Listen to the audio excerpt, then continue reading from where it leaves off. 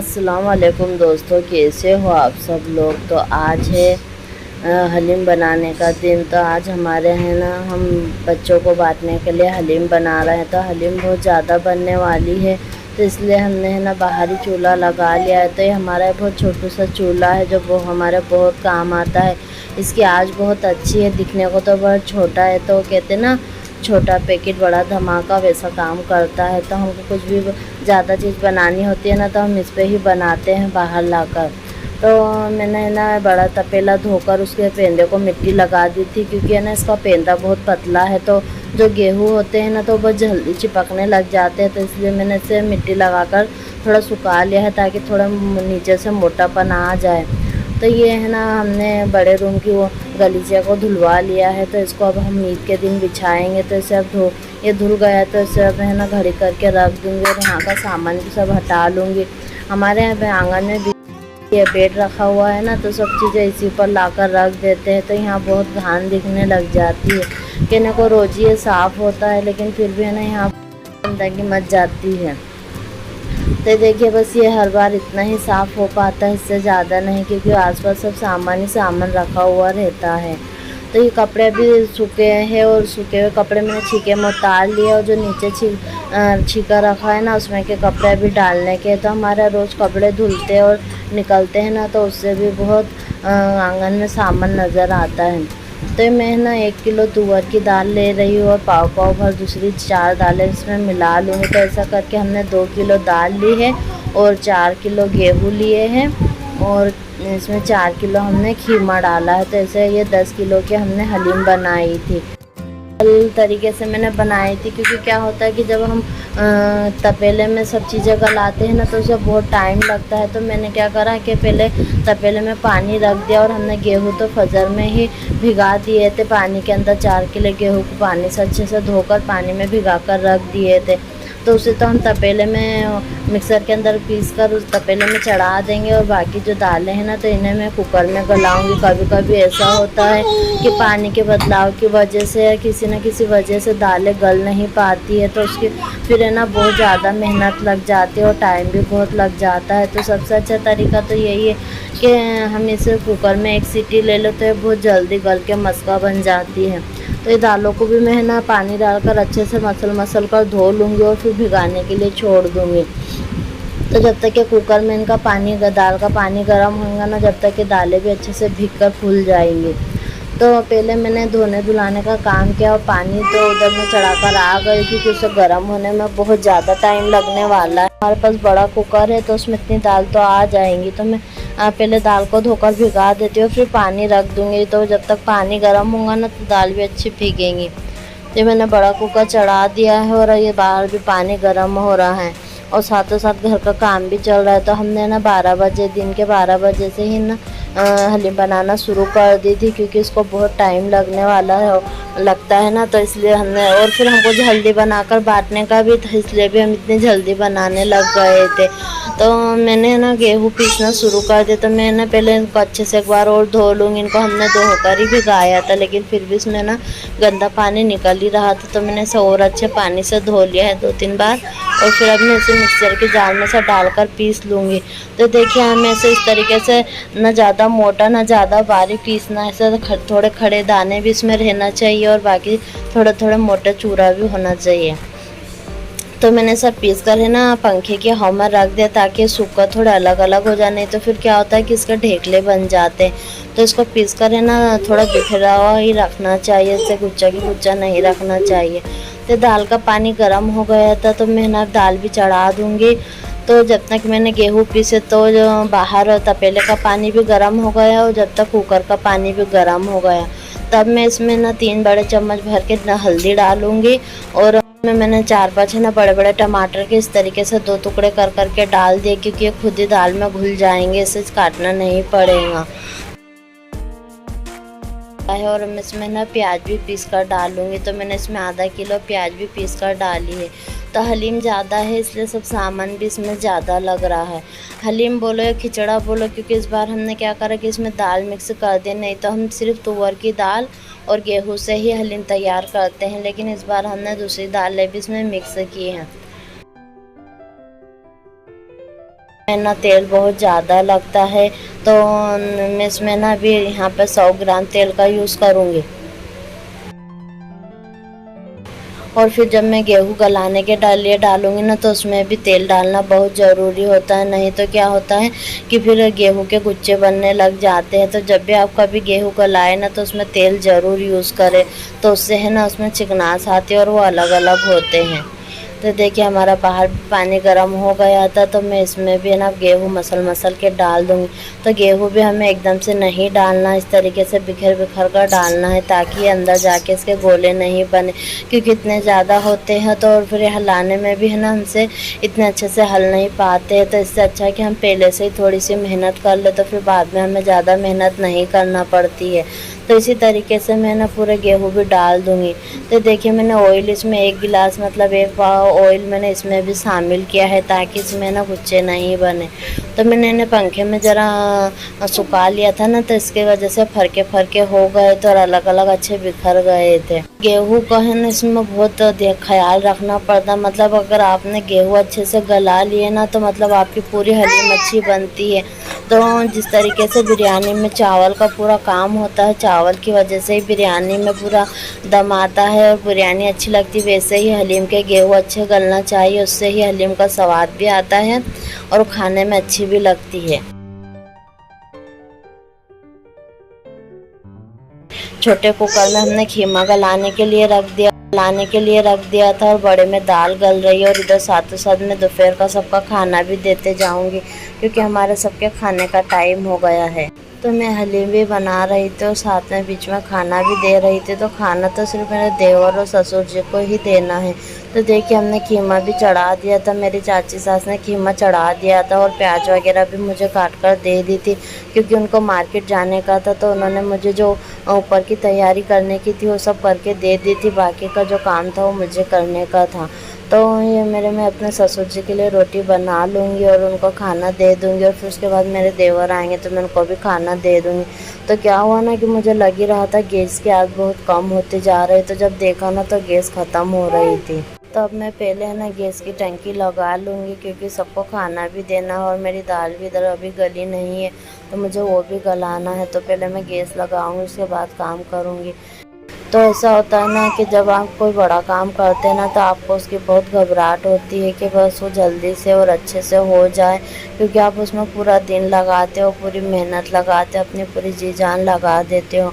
तो मैंने हलीम बनाने का तो यहाँ मेरी सास के यहाँ हलीम पहले से बनती आ रही है, गरीबों को बांटने के लिए पहले से हलीम बनाते हैं और बांटते हैं। तो ये 21वें रोज़े को ही बना लेते थे, लेकिन इस बार क्या हुआ कि 21वें रोज़े को हमारा बनाना नहीं हुआ, तो हमने अब बनाई है। तो हमने ज़्यादा ही बनाई, ताकि हम सबको बांट सकें। तो बीच बीच में मैं गेहूँ भी हिलाने के लिए आ रही थी, तो ये है ना भी थोड़े थोड़े से गलना शुरू हो गए। तो मैं इनको एकदम धीमी आंच पर गलाऊंगी, चाहे कितना भी टाइम लगे, नहीं तो ये ना बहुत जल्दी चिपकने लग जाते। तो इसी के साथ है ना नमाज का टाइम भी हो गया था, तो मैं नहाने चली गई थी। फिर मैं नहाकर आ गई और मुझे नमाज़ भी पढ़नी है, तो पहले मैं नमाज़ भी पढ़ लूँगी, उसके बाद मैं अपना काम करते रहूँगी। तो ये बीच बीच में ये सब काम करते जा रही थी, क्योंकि गेहूँ हलीम का तो ज़्यादा कुछ करने का नहीं था, उसको बस बड़ा काम यही होता है कि उसे गलाना रखना होता है और बस उसे देखते रहना पड़ता है।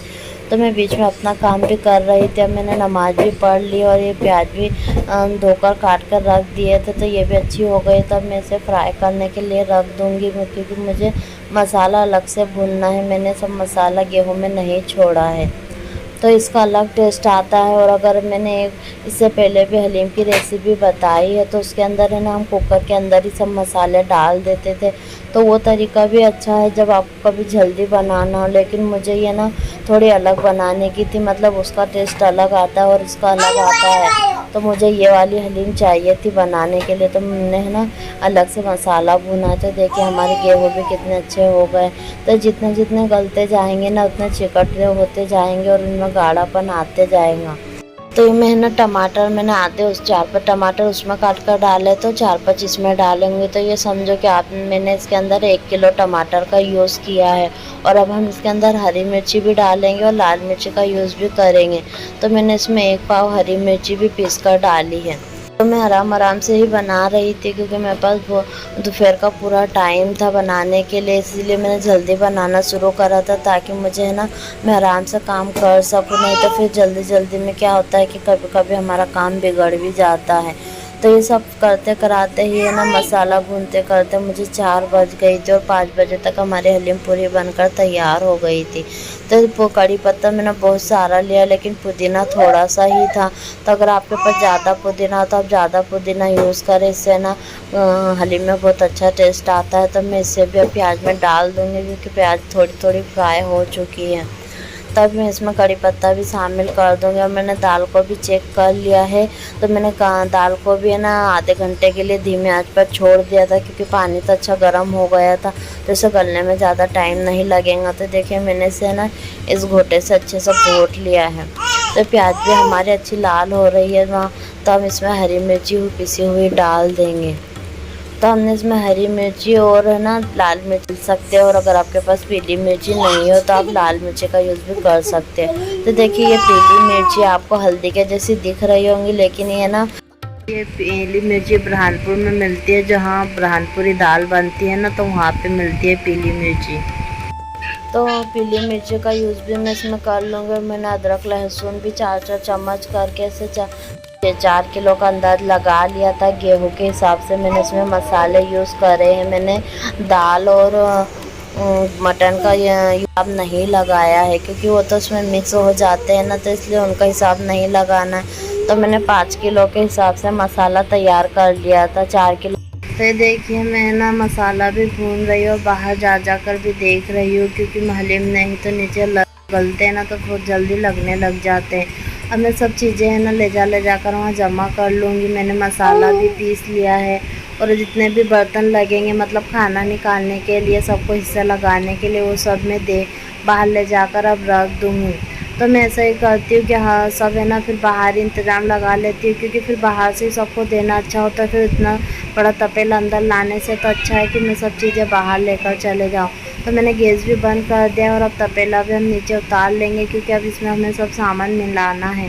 तभी पहले हम इसे अच्छे से घोटेंगे क्योंकि जब इसे घोटते हैं ना तो ये और चिकनी होते जाती है और इसका टेस्ट भी बढ़ जाता है। तो हमारे पास तो अच्छा बड़ा घोटा है तो हम इसे अच्छे से घोट लेंगे। तो मेरी फूफी इसे ना घोटने के लिए बैठे हैं। तो मेरी चाची सास और दोनों मार्केट गए थे, तो फिर वहाँ से वो जब आए तो फिर वो मेरी फूफी मेरे साथ ये घोटने के लिए बैठ गए थे। तो मैंने सारे मसाले वगैरह भी लेकर आ गई और अब सब इसमें डालना शुरू करेंगे। तो ये जो दालें हमने गलाई थी ना अलग से, तो ये अब हम इसके अंदर एक थोड़ी थोड़ी करके डालते जाएंगे जिससे कि अच्छे से मिल जाए। तो दाल भी अच्छी पकी हुई है, तो ये भी जब हम इसे घोटा से थोड़ा सा घोटेंगे ना तो इसमें जाके ये अच्छे से मैश हो जाएंगी। और ये जो गरम मसाले और धनिया पाउडर जीरा सौंफ हमने मिलाकर पीसा था ना, ये भी अब हम इसमें शामिल कर देंगे। तो ये मसाले तो आप आपके हिसाब से कम ज़्यादा ले सकते हो।